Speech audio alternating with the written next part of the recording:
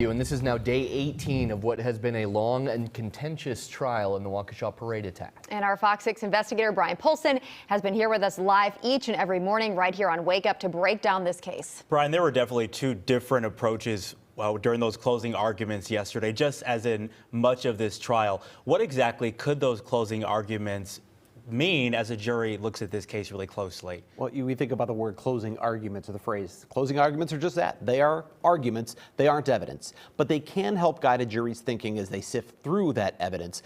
I was probably watching them a little bit different than the jury because I was looking and listening for anything we hadn't heard before, something new. And Darrell Brooks said something that made me circle the time on my notepad. I've still got the sticky note right here. 5:11 p.m. That is when he said, "My conscience is clear." He said this was just an act of God. Take a listen. I'm happy to say that my conscience is clear.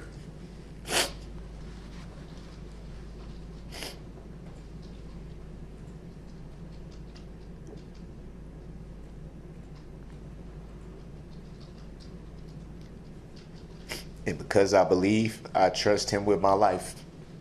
You can stand with the Bible in your hands all day long and profess to be the finest man under God that you can be.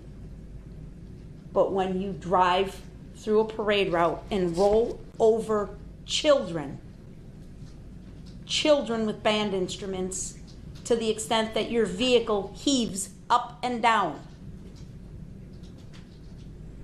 your intent is known, Mr. Brooks. It doesn't have to be guessed. It's known.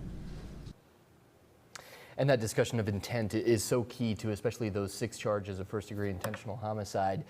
Brian, we almost didn't get a closing argument from Darrell Brooks because of the repeated Looked for a while like we interruptions. wouldn't, yeah. Right, and surprisingly, perhaps, it was actually the DA who came up with a plan to have him deliver one. That's right. So as the day was going on, obviously there's all these interruptions from Darrell Brooks, and he kept telling the judge that he was going to tell the jury they have the power to nullify the rule of law if they don't agree with it. And that's true because deliberations are secret, so juries can ignore the law. They can ignore the evidence. They can vote however they want. They're not supposed to do that, but nobody can really stop them.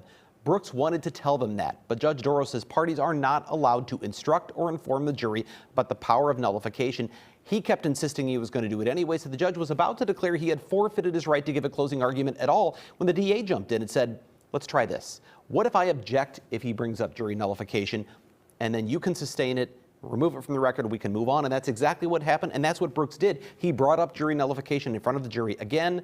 The state objected, it was sustained, and he moved on, and we got that closing argument.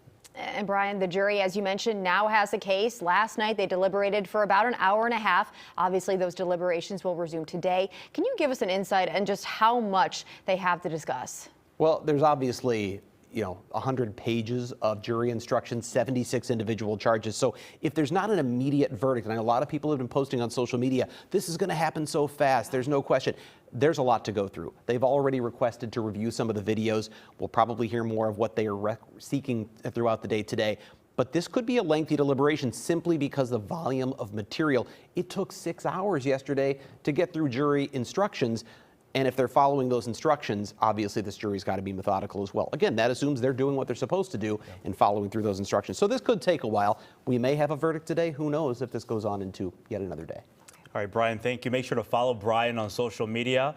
Also, you can follow Brett Lemoyne, who is covering this case as well. And make sure to stay with Fox 6 for the latest from the trial. We are streaming the trial on the Fox 6 YouTube page, Facebook page, and also our website, fox6now.com.